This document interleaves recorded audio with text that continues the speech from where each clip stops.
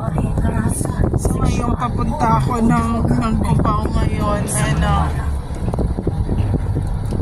nakita nyo ba ako papunta ako ng Cubao ngayon and inatak ako ng Boys to Skull sa loob ng condo sa Tres Terraces Condo Lagro, Fairview, Manila, Quezon City and nagis ko yung TV talaga, bagong flat screen TV pa yun yung problema ko. Pagod na talaga ako sa pang-attack talaga and hindi ko na kaya. I'm so tired na talaga.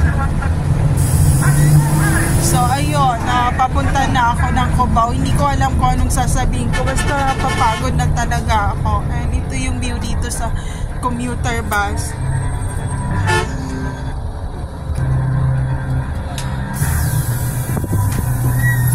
So meron pang ni-reveal si mama sa akin na ang asawa ko si James ay meron pa siya mga twin brothers na naghiwa-hiwalay sila sa iba't ibang lugar from Luzon, Visayas, Mindanao and International. Kaya sabi niya na kaya ayaw namin na umalis ng ibang bansa si James kasi pwede siyang i-replace ng mga twin brother niya na magpanggap na siya si James, ganyan-ganyan. And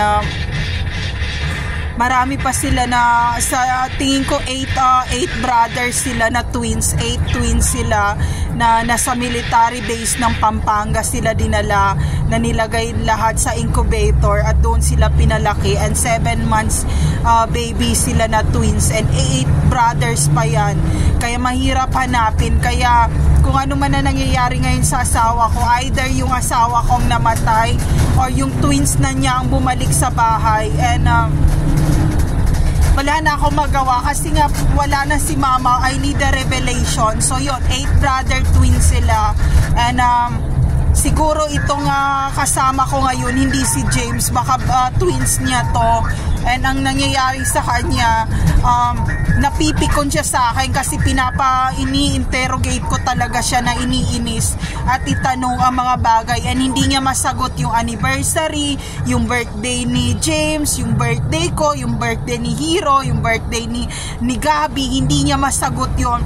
Kung kailan kami kinasal, hindi niya masagot lahat ng question. Either one of their twins nga nagpapanggap for the millions. Kung ano yung na-hold namin ngayon na millions mag-asawa. So yun lang, i-reveal ko to at nanakawan ako ng pearl and pati yung millions ko matutunaw pa dahil sa mga twin brother niya na sabi ni mama yung iba na sa Mexico jail, yung iba na sa Monte, yung iba na sa Cotabato City na mental facilities and also Cotabato City Jensen jail, Cebu jail and 8 brothers sila na twins.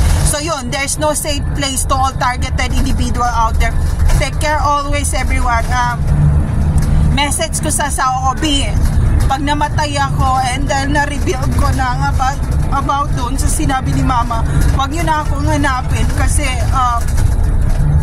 hindi nyo ako mahanap. Talagang to-torture nila ako kasi nalaman na nila na international asset ako and for 3 days sa loob ng airport, hindi talaga nila ako papalabasin ng airport and sinaktan nila ako sa loob ng airport and hindi ko matatanggap yun. So ayun lang, there's no safe place to all targeted individual. Mag-ingat tayong lahat.